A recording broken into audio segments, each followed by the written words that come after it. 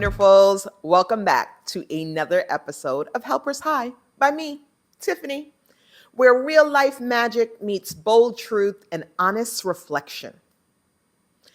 Now, in today's episodes, we're going to do things a little different. Okay, a lot different.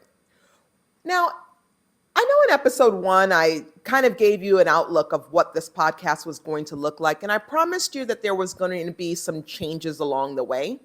I even promised you that there will be a guest every now and then, right? And it's been 7 episodes and I haven't had a guest yet. And I thought, darn, maybe it's time to do that. So on this episode, we're going to do something that I promised you, but we're going to do it bold, brave, and a little strange. In today's episode, Tiffani will be interviewing Tiffani.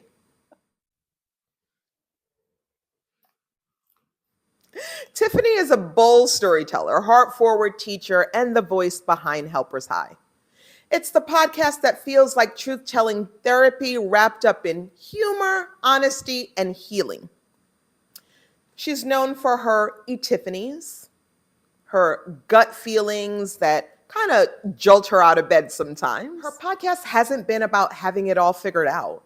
It's about showing up anyway, starting somewhere, trusting your soul to move you forward into the life that we deserve. Signatures like the pulse check questions, real life metaphors, and deep reminders that vulnerability is confidence, which was new for most of us. Her words are meant to get listeners unstuck, others to speak up, and some the courage to start again. She honestly believes that the life that we're living is shaped by the standards that we're accepting, and that sometimes you need to raise your own bar just to meet yourself at your true potential. So, with that, let's introduce our guest for today's episode, Tiffani. Thank you. I'm so glad to be here with you. The truth is, regardless if you were here or not, I was going to be here this week. Now listen, as we just lined it up, questions, answers. Tiffani's going to be asking questions. Tiffani's going to be answering, right? I have been talking to myself my whole life. As an adult, probably even a little bit more because now I ask her to remind me of things that I said. I have talked in third persons at times where people would have questioned what is wrong with her. And you guys know, because I've said it in episodes before, sometimes I ask her, what are you doing now, girl? It's truly my accountability to myself. When I don't think that things are quite the way that I wish it were, or something just seems off, I ask the question out loud. Sometimes people just need to hear themselves say it out loud. So I am that voice. It is not a character, right? It is truly who I am. And sometimes my inner voice is actually funnier. Okay. The truth is, I do keep it real with myself. I truly believe that accountability is helpful, and I'm not going to lie to myself. If there are some of you out there still thinking that you can lie to yourself and it works, give it up. That's not going to happen. If anything, it actually puts you in worse stages of your life than you can imagine, because lying to yourself brings on other ramifications. So don't do it. Now, I used to think talking to myself was silly because it seems that way, right? That's what it would appear to be. But it's truly more than that. It's truly your intuition. You know that something's not right, and you're kind of just checking yourself out loud. There's nothing wrong in that. There is something wrong, though, thinking that you can ask questions and answer back the other version of yourself. But regardless, we're still going through with it. This is what we're here for. And it is not about ego in this episode at all. And it's not for applause. Now, you did mention that it's never been done before. I don't listen to every podcast, so we really don't know that if that's true or not. But it seems just crazy enough that nobody's ever done this crap before. You know what I'm saying? So maybe again, for all of us hearing it out loud, it'll help someone here to stop thinking that we need to be selected by somebody else and start choosing ourselves. So, you've been asking, I want to know a little bit more about you, even though that's what I've been doing in every episode, telling you all about me. Well, I'm going to do it now in a true way where somebody will interview me and I will ask, okay, not somebody, Tiffani. And I will answer the questions as best as I can, honest as I can, and hopefully with the opportunity to help someone who's listening here. Let's get into it. All right, guys, you got to admit, this is even a little crazy for Tiffani. But we're going to do this and we're going to get there and we're going to find the meaning at the end, right? That's what we're going to do. Let's write it out and see how this goes. So, I'm going to ask a few questions and you're going to answer. Sounds easy enough, right? Okay, so let's start from the very beginning, right, guys? It's the questions that's been on our mind. It's pressing for us. Who was little Tiffani before the degrees, before the expectation of life set in? Oh, well, of course, this is easy to answer because I've said this before. I was a precocious kid. I was definitely one who had a lot of questions, who wanted a lot of answers. I had a big heart and I didn't need a lot to create a whole world for myself. We've been playing on these, what is this, Barney with his imagination taking you to a different place. I had Mr. Rogers' Neighborhood. We got on that train, we went places, and that carried from that show into real life. We did big things with small things. That's just how it was. Now I realize that I wasn't playing at all. I was practicing for this very moment. But I also had this tender need, a side of me, to want to take care of everyone. And the people around me were not my age. Let me just tell you right up front. That's not what I was surrounded by. But yet I was picking up tension like it was my job. I found things that needed solve, whether it was people themselves or just things to do. If someone was upset, I wanted to help them. And if someone was proud of me, I wanted that to be my identity, the person that they knew going forward. So I would say the dynamic that I had around me, my sister was 5 years older than me, or is 5 years older than me, and my brother was 5 years older than her, 10 years different than me. And my cousins who would be around were more their age than my age. But to fit in, which I needed to do, of course, I would try to live up to what they wanted to see. And being funny was definitely a way that I could relate really easy to that age group, that dynamic. So that was what I thought originally was my calling, was to be funny. Now I'm just funny, but for free. So I would say, to sum that up, I was definitely observant and I was a quick study because I wanted to fit in with the things that I saw happening around me, and it looked impressive enough to want to be a part of it. That's who I was. Okay, well, ambitious for a kid. I see that. Now, let's ask the second question. What made you really create this podcast? And who is it really for? Who is it designed to help? What was your thought behind the whole thing? Well, definitely another question that I've answered in another episode. I'll go a little bit more into depth with it. And I shared that it was my Tiffani moment at 3 a.m. where I wrote an entire episode. Now, the fun fact is, I haven't shared that episode, period, yet. I haven't talked about anything that I talked about in that episode that I emailed myself at 3:21 a.m. Um, but I know that it was a wake up moment for me. That's what started this podcast. And it was me sitting on something that I knew needed to be shared and coming up with an avenue to share it. I didn't know who the audience would be. I don't know some of you here listening now, I'm sure. Um, but hopefully you're getting a chance to know me. I honestly just wanted it to be real. And here's the fun fact that has come out of these episodes since then. Um, every day, almost, but definitely weekly, I get conversations from someone sharing their life story with me. Sometimes it's also riddled with their examples of burnout, self doubt. Sometimes they feel stuck. And I'm like, that seems like something that I answered in one of the prior episodes that we've done. Are you listening to the podcast? And here's the fun fact, they are not. They know about it. So I'm like, well, why wouldn't you be listening? But here's the truth, I'm showing up. I'm being consistent. I'm listening to my intuition. I'm putting it all out there. Multiple channels right now. If you're watching on YouTube or listening on Apple or Spotify, I also have shorts on Instagram, on TikTok, on LinkedIn. I've put it everywhere that I think that people would actually want to listen to this type of content. And if you wanted to listen to more, you could definitely click in.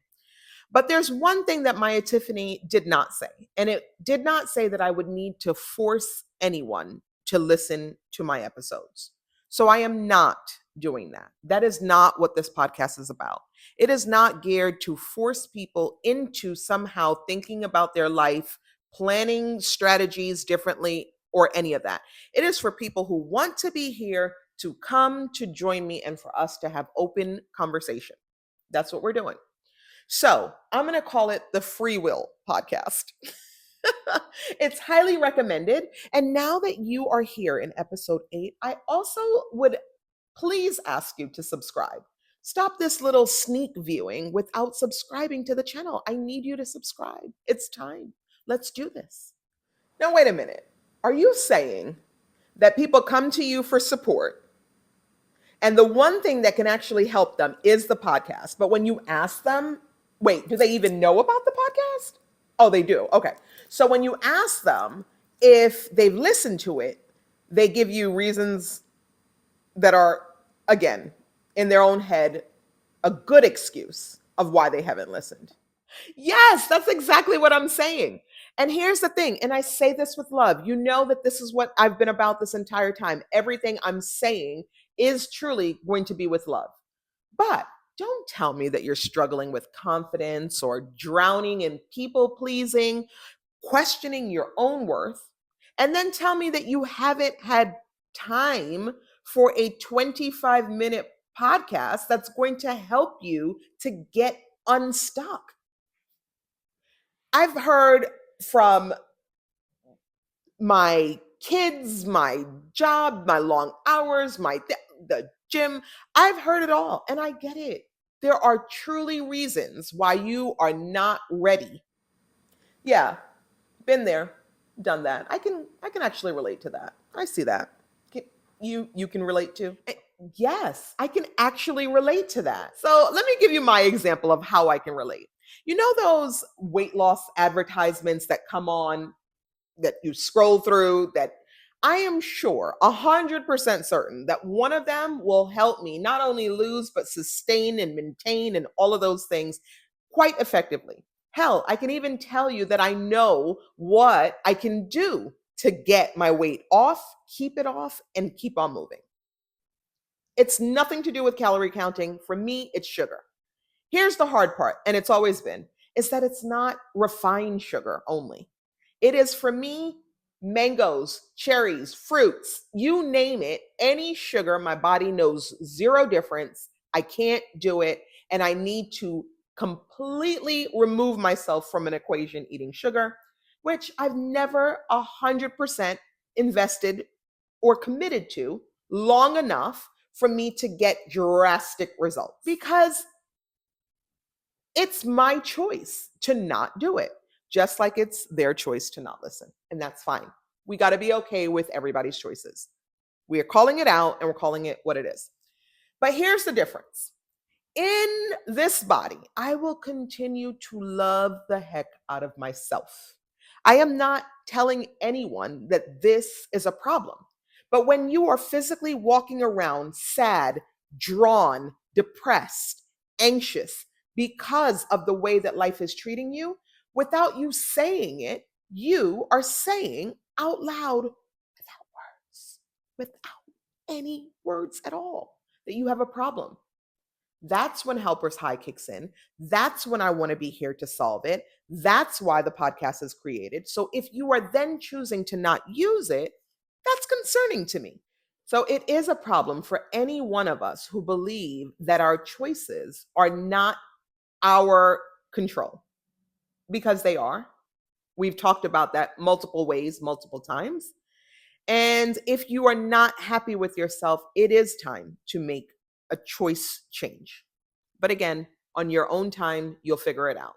Right now, I'm just here throwing out life rafts, trying to allow us to live up to our full potential.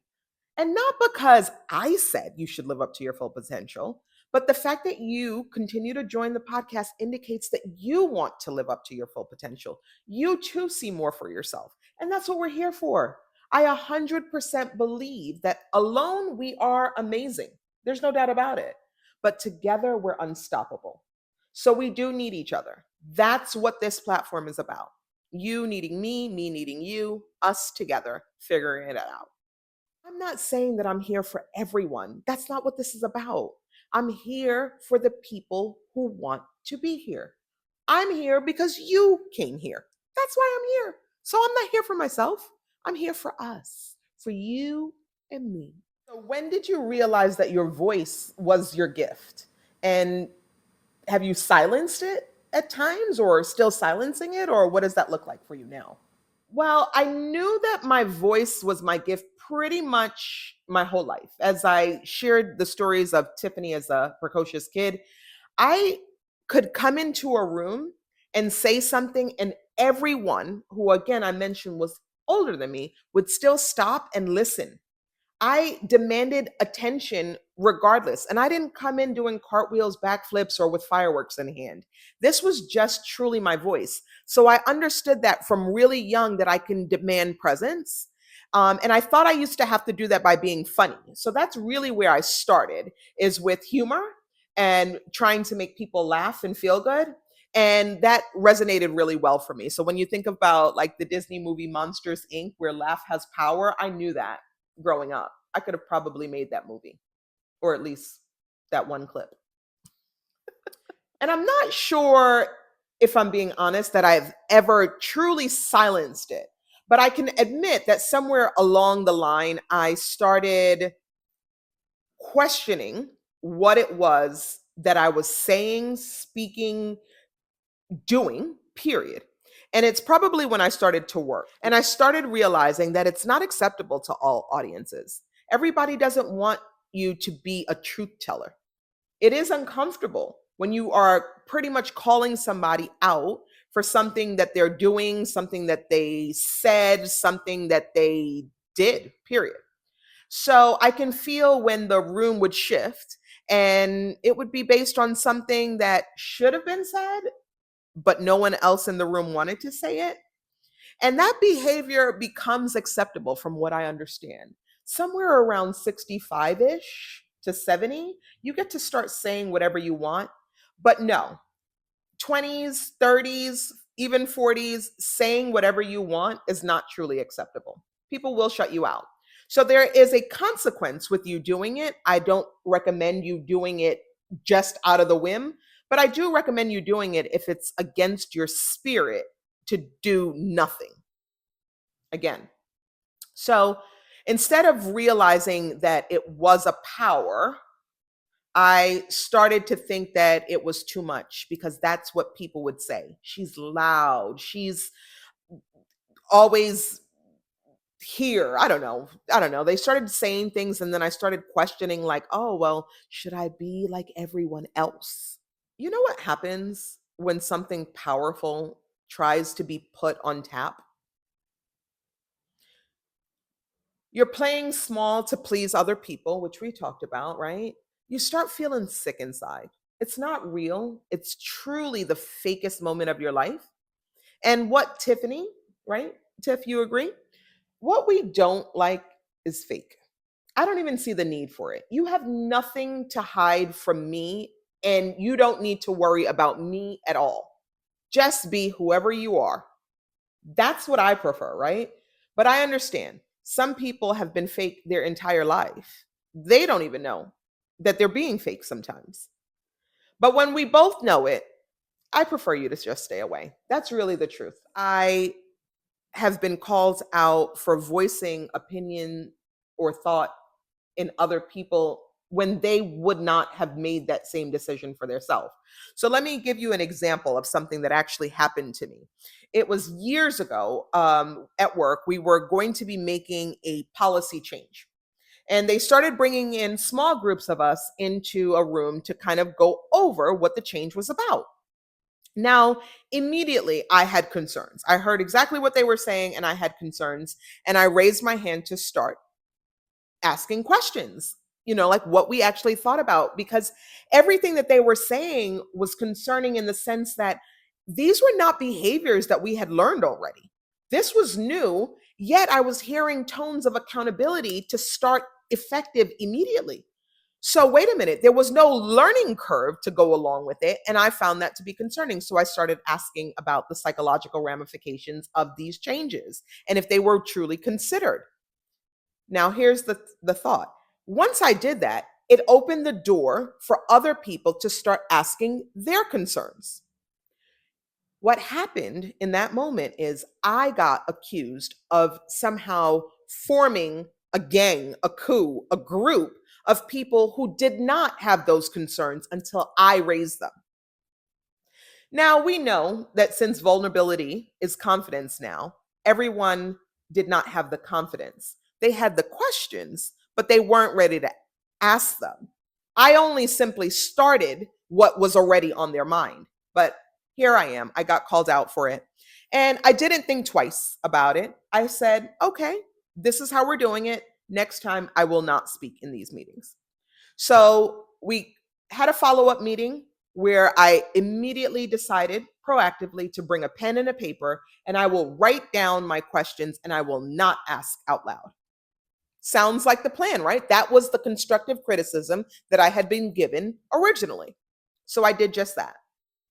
I kid you not, it was not even 15 minutes later after the meeting had broke where my boss came up to me and said that her feedback from her bosses were that they did not like my body language.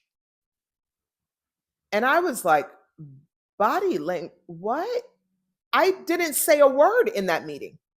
Now I get it. I talk with my hands. I'm very vocal. My eyes say enough, but I specifically showed up at that meeting prepared to not speak and to only write questions that I can get answers from later. But here we were discussing Tiffany's body language. But the truth is, that's when I realized it has nothing to do with whether I speak or not sometimes. It is truly my presence that bothers some people, and I do not have control over that. How I make you feel when I had said nothing at all is not my issue. That is your issue. So, what's something that you're still healing with that your podcast is actually helping you to get through? Something that I'm still healing with. Well, I can tell you, healing is going to be an ongoing life experience, and we should be very dedicated to that moment and listen to ourselves when we say that we need the time to heal. And time doesn't necessarily mean pause. I know some people actually check out when it's time to heal, and that may be, again, your own defense mechanism, the way that it works for you, or the way that it doesn't work, but you're still choosing it. Again, that's not what we're talking about in this episode. But I will say that I'm still healing from feeling like I have to earn rest. And that might sound simple, but it runs deep. I grew up, as I mentioned, mom was a stickler about certain policies, practices, school, cleaning, and so forth. So I grew up thinking that I had to be in constant movement, motion to be considered to be valuable. Productivity equaled worth. That's kind of what was instilled in me. So if you weren't doing something, especially something to help someone else, then I didn't feel valuable. So even now, as much as I talk about alignment, I talk about purpose, there is days that I feel guilty for idle time. And growing up, you know what they used to say? Idle time is the devil's playground. So there were multiple little things that made you think that rest is not good. So I consciously have to think about it and know that it's okay to work hard, play hard, rest hard, all of those things. So Helpers High has given me the platform, the space, if I say, to kind of confront this kind of help that I'm going to need to heal myself. So I'm still healing from, I would say, over functioning. Right? During the pandemic and so forth, there was a lot going on. And in work, at home, you had to step in for people who needed to really remove themselves from the equation. And I'm good at that. I like a little bit of pressure, believe it or not. I'm a change management. I thrive on those things where other people don't. So I constantly remind myself that I am not what I do, I am who I am. So, have you ever felt like you lost yourself a little bit or wasn't like on track living in your purpose? What did you do to get back? Have I ever felt lost? Well, the answer to that immediately is absolutely. So I've had seasons where I couldn't hear myself think. As I said, I've put busy into place and working hard into place and stopped listening to what my actual needs were. I didn't think about Tiffany at all. I was thinking about other people, and not because I'm Mahatma Gandhi or anything like that. I just felt like there was a need, there was a purpose, and there was an opportunity for me to help. And I told you already that it's my addiction. So whether it's good or bad, it's my addiction. That's how addictions work. So I was busy, accomplished, and still disconnected. And again, that doesn't feel good.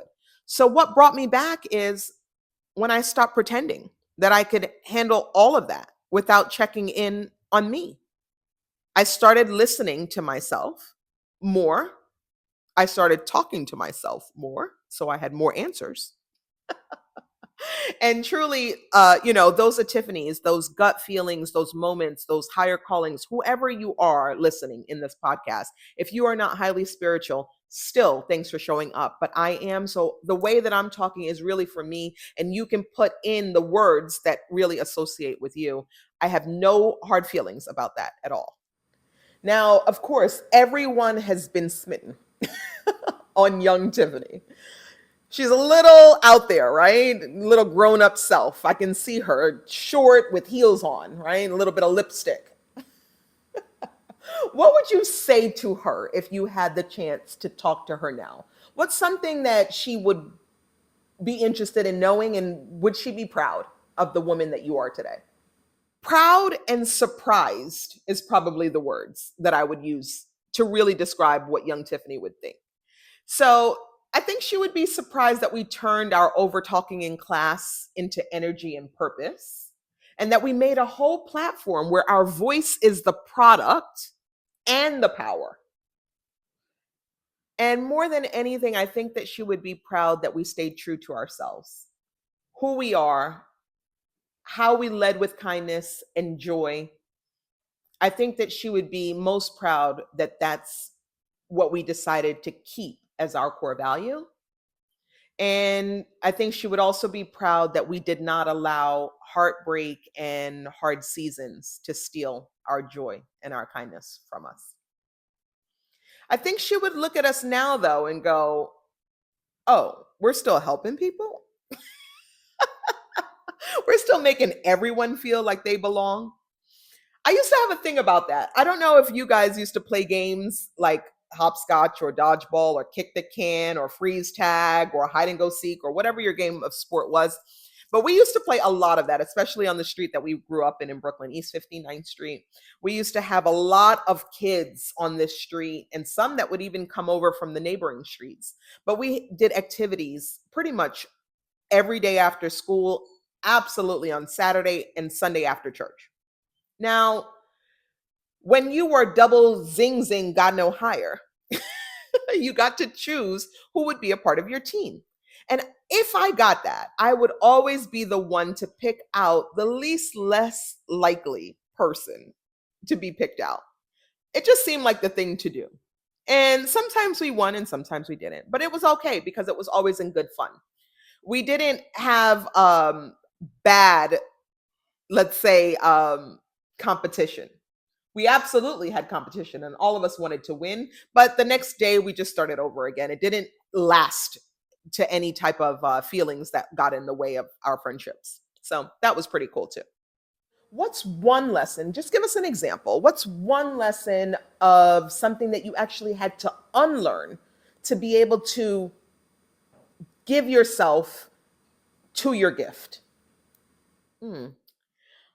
A lesson that I had to unlearn to trust my gift. Okay, well, I'm going to tag on to what I just shared. When we were younger, you know, that being selected, that being chosen, because of who you are always meant something to me. And I always felt like that was success, where somebody wanted you because they would see my work ethic. They would know who I am. They knew that my voice was powerful. They understood the power of my influence and they would choose me to do great things with them. So that partner in crime, but partner in good. You know what I mean? And then I realized that I didn't need to be chosen. So I had to unlearn that, whether it was at work or from a mentor or an email or just a platform. I didn't need to be chosen anymore. And I think I had to unlearn that. No one is coming to crown me. I can crown myself. I can anoint myself. My God does that for me. People do not have to. Now, I'm not saying it wouldn't be nice. It is nice to be wanted. But here's the fun thing: I had to unlearn that titles, degrees, numbers, any of that gave me value, because they don't. And they can't if I don't value myself. So my gift is the evidence of that. And the love that surrounds me by the people who are in my life is the proof of that. And my impact is the receipts. So I have the proof, I have the evidence, and I have the receipts to show that no one needs to choose me. The people who want me have me 100%. So, yes, I walk into rooms knowing that I bring something, some type of value, and I don't need to be chosen anymore. Okay, so now we have to ask, right, guys? Since episode 1, you've been talking about your family. We heard about your mom, but we also heard about a unique family dynamic. And you promised us that you were going to come back and you were going to tell us a little bit more about it. So now I'm going to ask, just because you've mentioned it so often, there was a little bit of a melting pot there that made you who you are today. A little bit of sazon with some jerk seasoning and curry powder.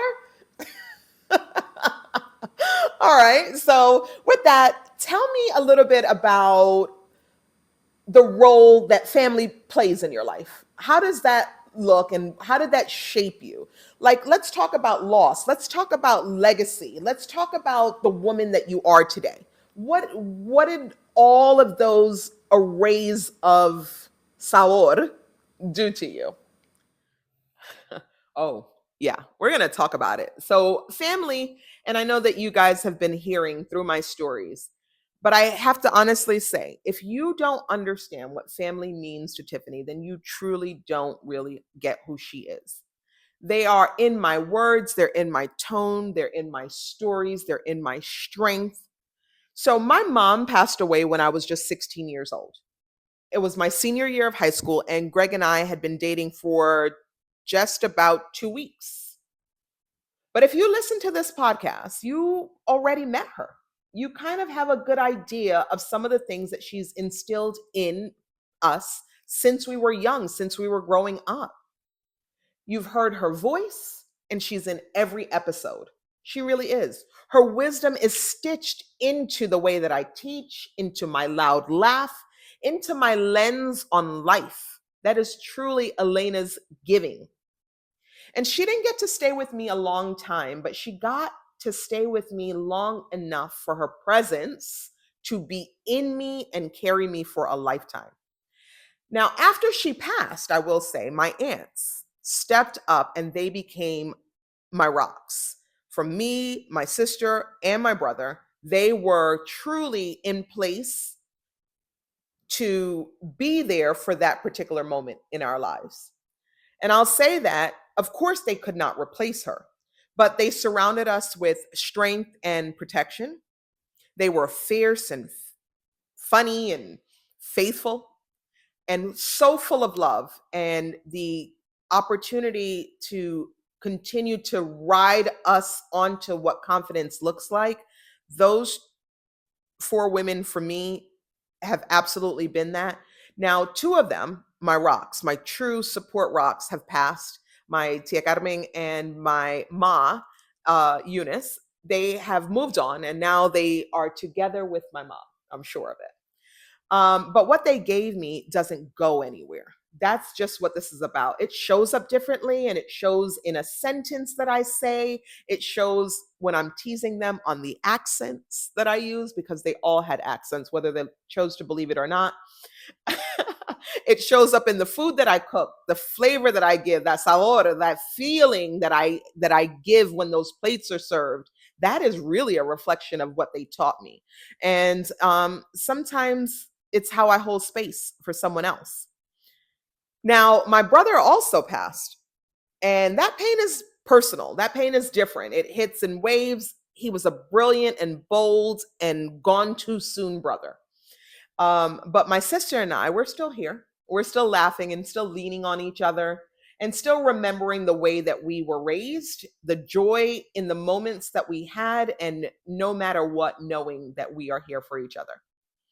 My father, on the other hand, he is here and he's always been in my life, supportive, again, full of love. Now, he is a little more sarcastic than even I am. So sometimes I just want to pinch him. But the truth is, he's always done the best that he could. And I know without a doubt that he loves me. I also was blessed with a stepdad, and a stepdad to me, but a father to my sister and my brother. He was my ride or die, though. This is like when I tell you, before my actual soulmate came into my picture, my stepdad had been there for me my entire life. It was like I was his own. And he never missed a moment of that. And even after I grew up and had kids of my own, he never missed a moment with them either. Now, he cheered for everything and it was unconditional love. So again, I understood what love really looked like my entire life. He too has since passed, but his voice and his accent as well still are in our heads, reminding my sister and I that we're capable. I've had the blessings of best friends. I've had multiple friends in my life, but two of my besties. One, Sananda, who has been in my life my entire life, literally, because her grandmother used to babysit me when I was a kid. So even before I can speak and before these Tiffani moments, I was in Sananda's house and she was 3 years older than me. So that has been a union joint at the hips and nothing can ever break that. And she reminds me that I've always been this person because growing up, I was that voice, that person to speak up. She is more of the shy and quiet one, the one who is a deep thought thinker, while Tiffani was running off at the mouth. And then I would say, of course, she knows all the sides of Tiffani, the goofy, the grinding, the grieving, and she'll continue to cheer me on as I will to her forever.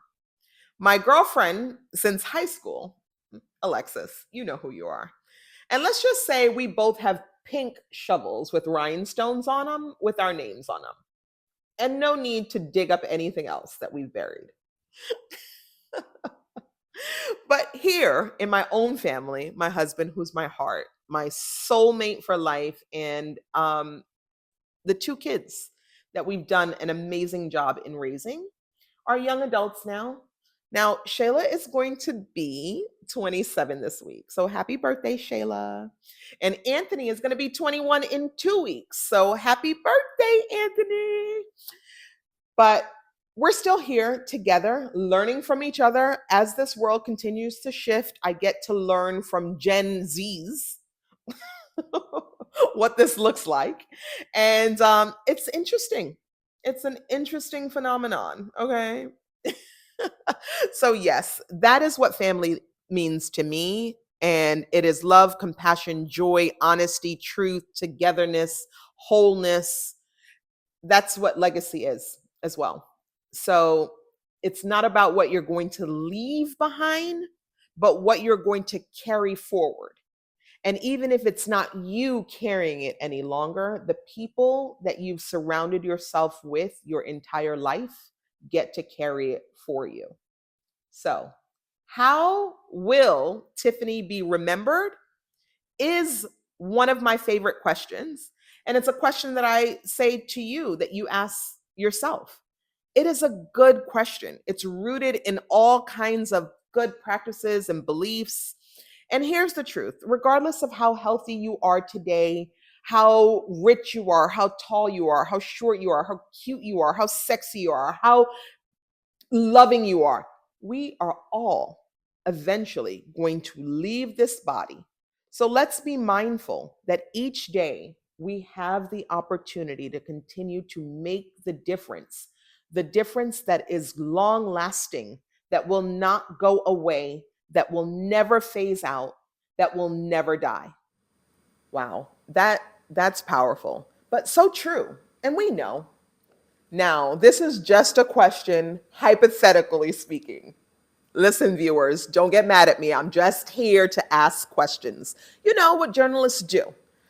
If today was your last episode, I know. It's not, right? It's not. But if today was the last episode of Helpers High, what would you want us to remember you for? Okay. So I kind of just told you what I would like to be remembered for, but you never have to perform to be loved. I want to be remembered for that. I want to be remembered that I stopped performing when I learned my gift. And that's why I beg of you to learn yours as well. It's going to lead you into a happier, more fruitful life. And you don't have to be perfect to be powerful. That is a myth. You don't have to be. It's proven. And that our voice, yeah, Tiffani, our voice, our honesty, our laughter, it all counts. People enjoy it, right? So that's what I want to be remembered for as well. And if this truly were our last episode, I would want people to remember that healing is allowed to be joyful. You do not have to be sad, depressed, anxious, removed from people to heal. That is not why God put you here. That is not it. So if you had a moment in time where you thought that that's what you needed to do, stop. It's not true. Get back in the game. You deserve to be here. You wouldn't be here if you didn't. We need you. Your gift needs to be given to other people. So the longer you take waiting, sitting out on that bench, the longer life is going to be for us, because your gift has a gift for us. Do you understand that? And lastly, I'm going to say that we can question everything and still be full of faith. Right, Tiff? We can question all of the things because we don't know the answers to it, and it's okay to question. But that doesn't mean that our faith is on the line. And when you have faith, you know that sometimes you have to go in blind, knowing that there is someone, something more powerful than us waiting to carry us through our mission. And I would want to say, to remember the line that you're not failing. Bravery takes practice.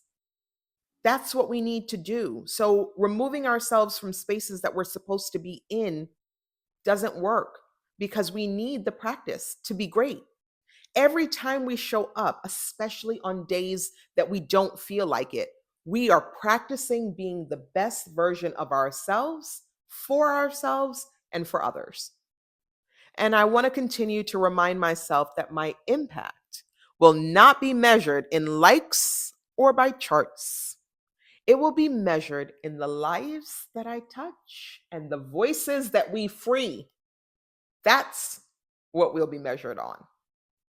So that's the heartbeat behind every episode of Helpers High. Now, it's one thing to show up as the host, but showing up as the guest, that took a lot of courage. So thank you for holding the space for me, for riding out this wave and real talk. Whether you've been here since episode 1 or this is the first time tuning in, I hope that you felt that you were sitting across from me at the kitchen table. And honestly, I hope that this episode gave you permission to ask yourself some deeper questions too. Because as you can see, we're allowed to ask ourselves questions. Sometimes the breakthrough that we're waiting on is just one answer away. So I remind you to remind yourself, we are not here to be loved and liked by everyone. We are here to be loved by the right ones. To show up a little bit messy, it's okay. Love ourselves and know that that's leadership. That's the kind of magic that's real life confidence. Together, we make magic. Oh wait, did I steal your line? Okay, wait, no, you can still say it. I tell you, you can't make this stuff up. Thanks for being here with me along for the journey. Together, we make magic. I'll see you next time on Helpers High.